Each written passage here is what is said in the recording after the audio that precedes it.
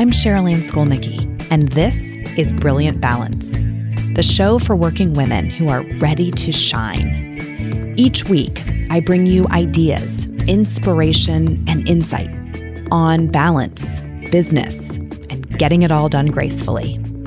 You ready? Let's be brilliant. This is episode 175 of the Brilliant Balance podcast, and we're titling this one, Are You in a Rut? So as I record this, it is not that long after Groundhog Day, and I was thinking about the traditions of Groundhog Day. First of all, this is full disclaimer, I grew up in Pennsylvania, and so Punxsutawney Phil, which is the groundhog who gets to make the decision about whether or not there are 6 more weeks of winter, is a Pennsylvania icon. And in fact, I can remember in grade school having spelling tests where Punxsutawney was a bonus word, and I will promise you it is spelled nothing like it sounds. So Groundhog Day always has kind of a fond set of memories for me. And of course, many of you will know the Bill Murray movie, Groundhog Day, in which he is destined to repeat the same day over and over again, right? He wakes up every day and it's Groundhog Day again, and here he is living out the same day repeatedly, right? And so that whole sentiment of Groundhog Day being, life lived on repeat and how it sort of has entered the pop culture as this metaphor for here we go again, right? Here we go again with the same situation, the same set of circumstances, the same day being lived over and over and over again. And that's what I want to talk about in today's episode is I want to talk about what do you do when your life is starting to feel like Groundhog Day? Right? Because here's the thing, life can be a blur. It's like we're living sometimes just to get to the next thing. We're going through the motions. We're putting as many elements of our life as we can, consciously or unconsciously, on autopilot, right? We're cruise control. We just don't want to think. We're going to do the same things in the same order in the morning. We're going to make our coffee the same way. Right? We're going to get those kids in the car at the same time. There's this sense of repetition. And the danger is that the way we're living, the way we're structuring any given ritual, any given practice that we have in our lives may actually be far less than optimal. And we may never notice. Right? We're just going along, getting the results that we're getting, having the outcomes that we're having, maybe not feeling very good, maybe feeling stressed or tired or, depleted or just, unexcited about our lives. But we don't actually notice because it's become so normal, right? That rut that we're in has become so normal that we've forgotten that there may actually be another way. So as you are going along through your life and as you're going through this day, wherever you are right now, you're in your car, you're out for a walk or a run, you're, winding down your day, I want you to think about where in your life might you be experiencing one of two things. Either the outcome that you're getting isn't what you want, right? You're like, I'm just not happy with the outcome in this particular area of my life. Your finances, your physical health and well-being, your romantic relationship, the way you're parenting your children, your job, something in your life, the outcome that you're getting isn't what you want. Or you're getting the outcome, but you don't like how the process feels anymore. Right? You're okay with the outcome. And therefore, we're kind of in this end justifies the means lifestyle, but you don't like how the process feels to get that outcome anymore. Okay? Well, first of all, let's be clear. Your current process is perfectly designed to deliver your current outcome, right? Your current process is perfectly designed to deliver your current outcome. It is doing exactly what it is supposed to do. That just is. So if you don't like the outcome, you have to change the process, right? And that one's usually pretty clear, although we resist it because we just sort of walk around like, I don't know why it's not working. I'm doing this same thing, and oh, well, I'm not getting the outcome. So if you don't like the outcome, you have to change the process, tinkering with the process. Likewise, if the process is no longer tenable, right? Even if you like the outcome, then something has to probably shift there too. So sometimes we get so attached to that outcome, we will just be adherent to a process long past, the time that it's really serving us. And it's really hard to make change when you're swept up in and living at the pace that most of us are living, right? Life is moving really fast. And so it's difficult to make changes midstream, right? While you're flying through your daily life.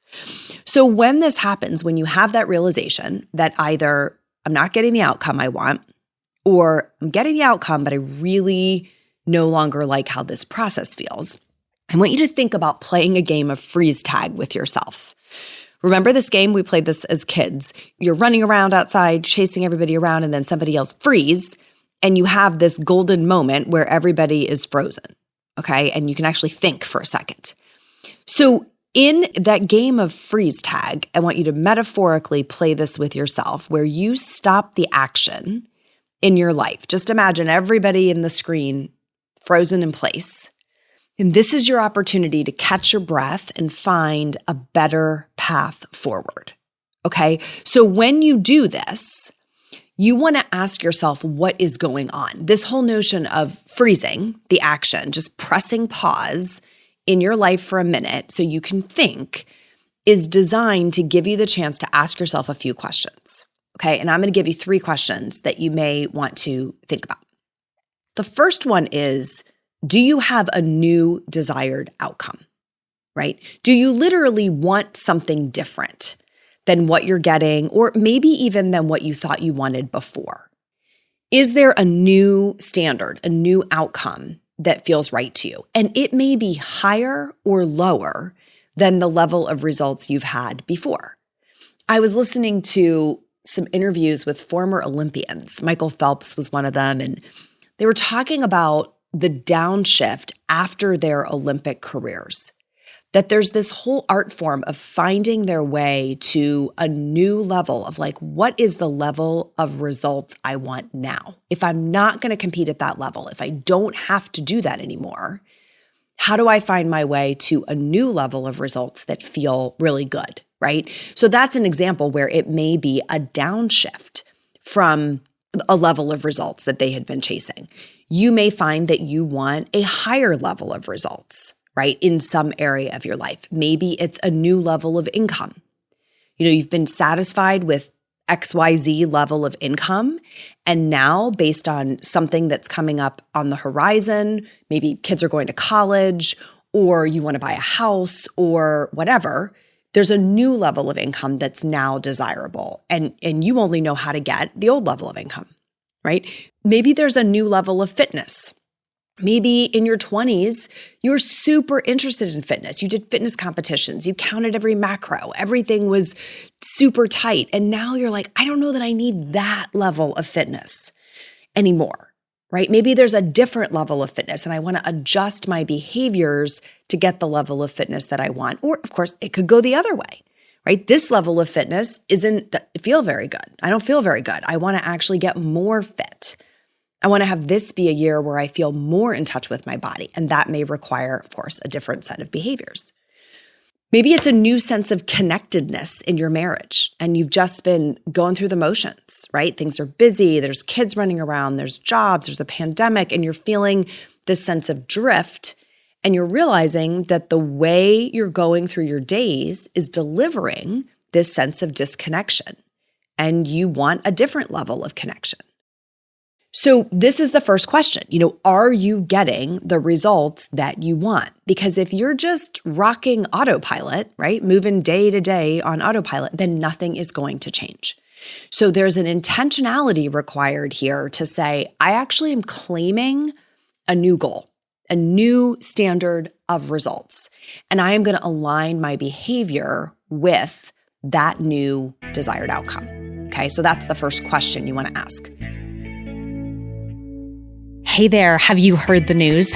I am going on tour in 2021. virtually, of course. I am so fired up to talk to a ton of you in 2021, and I would love to add your event to our tour schedule. The topic is something near and dear to my heart. It's work-life balance redefined. So if you're hosting an event, a meeting, a conference, a symposium where this topic would be a hit, let's talk. Dates are available on a first-come, first-served basis, and they are going fast. So head over to brilliant-balance.com/tour and get the wheels in motion. I'll see you on the virtual road. The second question you might ask yourself is, am I in a new environment or am I dealing with a new set of circumstances? In other words, has life changed around you? So your old ways of working just no longer work or no longer make sense. And I'm saying old ways of working, I mean your old way of trying to get this outcome in your life. Let's look at an example. Maybe you've always worked out at a gym. Right? That's my norm. That's what I like to do. I take these fitness classes. I go to a gym. But now you have children and you're realizing that you're not getting to the gym very often. Your fitness level is declining. You're frustrated because you keep saying you're going to go and not going, right? Realizing that, oh, it's the drive time that is ruining this for me, right? I no longer have the space in my life and the freedom and flexibility to say, I'm going to take this fitness class at 7 a.m. and I'm going to get up and get in my car and drive over there and visit with my friends before the class starts and take the class and visit with my friends afterwards and take a shower. That just doesn't fit in my life. It doesn't mean I can't work out. It doesn't mean I can't stay fit. But that process of how I did it no longer fits in this new set of circumstances. Right? Maybe you're newly vegan. You've decided to live a vegan lifestyle and your old repertoire of dinner options isn't working. So everything about making dinner is complicated because you keep trying to veganize your old recipe collection. And now you realize, oh, this lifestyle that I want to live, this new environment, this new set of circumstances is going to require me to change my autopilot. I have to change the way I approach making dinner. Make sense? Okay, so that's often when we are frustrated with the process, right? This process has always worked. I don't understand why it isn't working. Something in our environment has changed, something in our circumstances has changed, and it just doesn't feel right anymore. And that's a clue that you want to play freeze tag, right? And get yourself off of autopilot. And I have one more. So another question that you want to ask yourself when you're not getting the outcome you want or the process that you're using to get the outcome feels sticky is, are there new technologies or new services available that may have made my old way of doing this obsolete or could at least make it easier?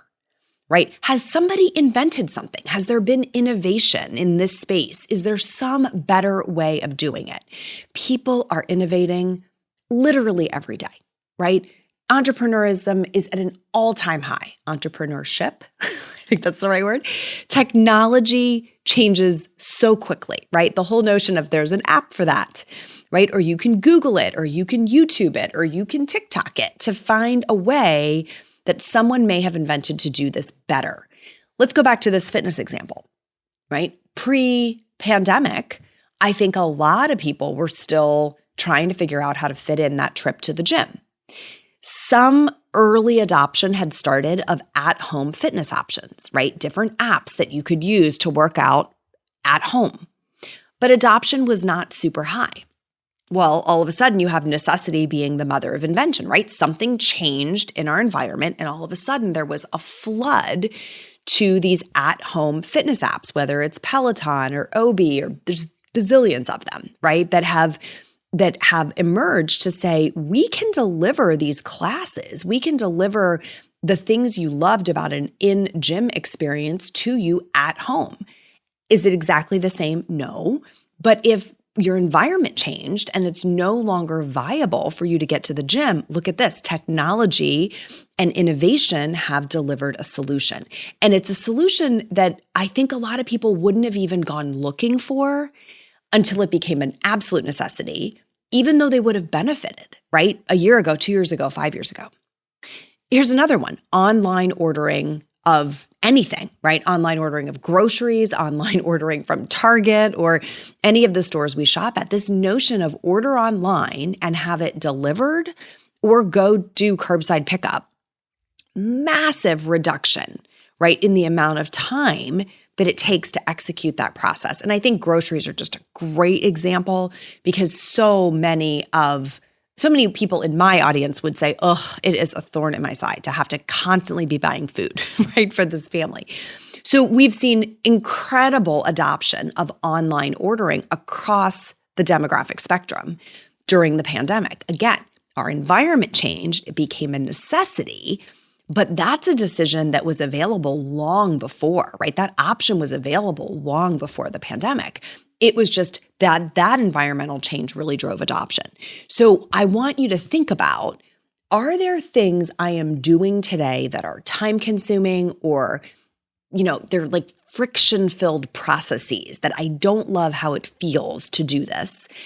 And spend a little bit of time searching for, is there a better way? Is there an innovation that has emerged in the marketplace that could make this simpler for me? And try that, right? We want to get out of that Groundhog Day dynamic of just continuing to do it the same way over and over again when there may, in fact, be much better options around us, okay? So just remember, when you're no longer getting the result that you want, like your process isn't working. You've always eaten, eggs and bacon for breakfast, and you've always had coffee with cream in it, and you're like, I just don't feel good in the morning anymore. Mix it up, right? Give yourself the opportunity to try something different and see if you can get a better outcome. You've always had 2 glasses of wine at night because it's a lovely wind down ritual, and you know that you don't sleep great, and you know that you wake up feeling kind of yucky. Try not having the wine. See what happens. Right? You know that you hit snooze 3 times in the morning, and it's such a great ritual to snuggle back under the covers and get cozy, and you're just so attached to it, and then your morning is totally frenzied.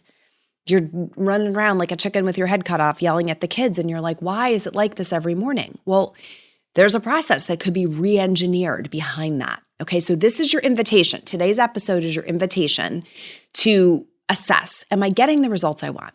Do I like how it feels? And if you don't, you can freeze the action around you. Take stock of what's happening and try to find a new approach. Let's see what happens. Let's see how much we can optimize the way we feel the outcomes that we're getting with these really simple little shifts. Okay, that is going to wrap up today's episode. If you are not already a subscriber to the Brilliant Balance Show, please take care of that now. It's so easy. Just click that subscribe button wherever you get your podcasts, and then you'll get all the new episodes pushed to your feed. And if you really want to show us that you love us and you have an extra 60 seconds, maybe you could leave a rating or a review for the show. I love hearing what you think of the show. I love hearing which episodes really resonate with you. Here's a recent one from Rosen713. It was unbelievably freeing to hear that it is okay to focus on the smaller purpose at any given time throughout life, instead of searching for capital P purpose, which is daunting and can paralyze us from taking action. It was incredibly insightful, and I'll be able to apply this way of thinking in my day-to-day to feel even more fulfilled. I love hearing your thoughts on these episodes. If you'll take 60 seconds and just write 1 sentence about what you think of the show, it would mean the world to me, and it really helps other people find their way to the show. That's it for today, my friends. Till next time, let's be brilliant.